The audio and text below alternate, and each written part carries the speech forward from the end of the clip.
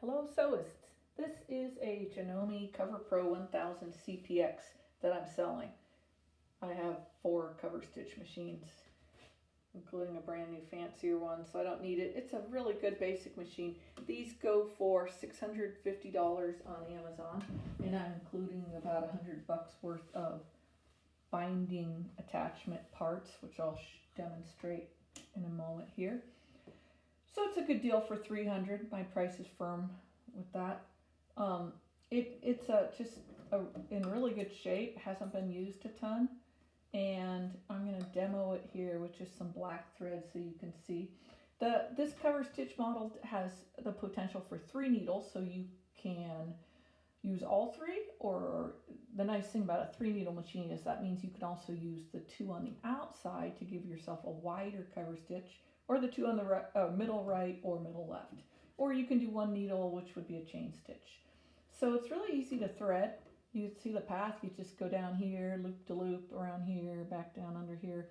The looper goes, you click it into place here, put it through here, this pulls out, and then this little, you stick it through there, the looper.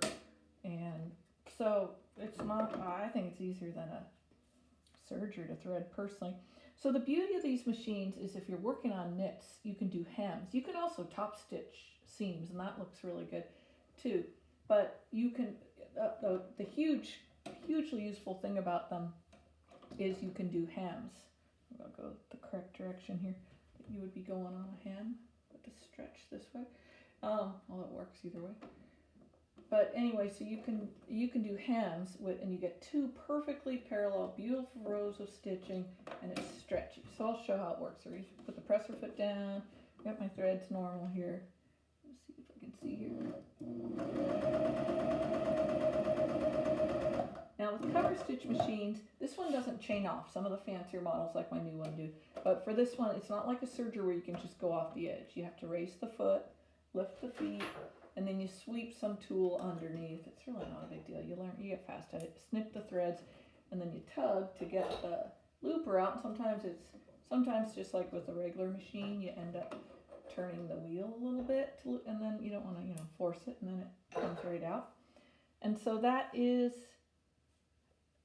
the cover stitch. Now I see that's a little snug. I would probably loosen up. Oh, I had the differential. Probably want to keep the differential on the correct setting like that. Let's give it a try again and try with the correct settings. Differential 1 is normal. It depends on your fabric. So I'll give it another try here on this white fabric.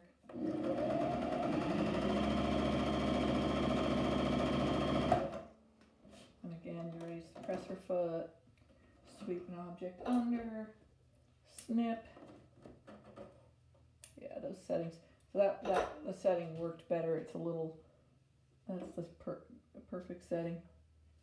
So like I say, it stretches. So this is wonderful for sewing down elastic on swimsuits. I make a lot of leotards, or hemming a knit t-shirt, sewing down a collar on a neckband on a knit t-shirt.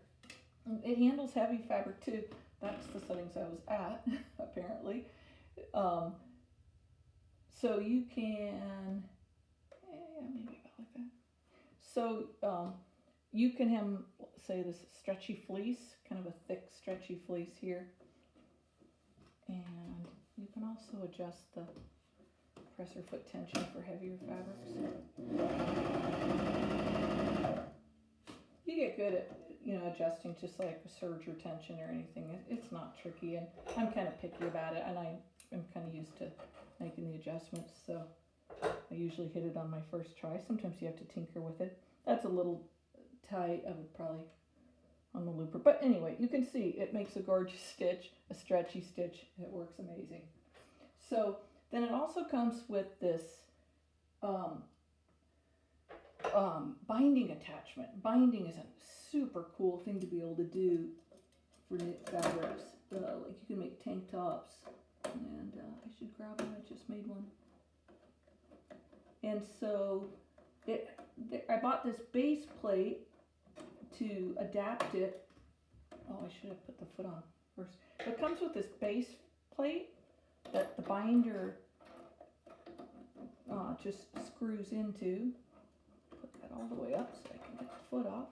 And then it comes, for binding you use this foot that has a little lip on there, and that really helps keep your binding in place. That's why I like this. I'm trying not to put my arm in front of the camera. That's why I like this setup for binding, because it comes with this foot that's just the right length to hit the, it lines up perfectly is what I'm trying to say. So these two little screws can come undone, and you can just undo those, and you could take this binder off, so you could buy other binders. The binding attachments cost about $35 for the binding attachment itself. And so since you'd already have the plate and the foot, you could buy different sizes. You can buy a single fold. There's a lot of different choices there. Well, this is a good basic one. It starts at 36, so you use a 36 millimeter, which is about 1.5 inches strip of fabric. And you can also use like fold over elastic and all kinds of things. You could cut your own binding, so I just cut this little scrap of spandex for binding. Anyway, so what you do, sometimes you have to, tinker with the width and for your fabric, depends on your fabric, but what you do is you put your fabric in here with the correct side, the right side of the fabric to the back, and you cut this, you want to cut that the stretchiest direction the long way. Then you pull this through and put the presser foot down and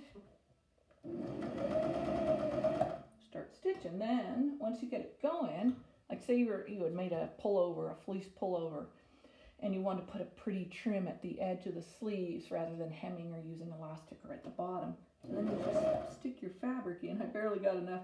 The rake tensions it here, but anyway, it's still working. You put the fabric in.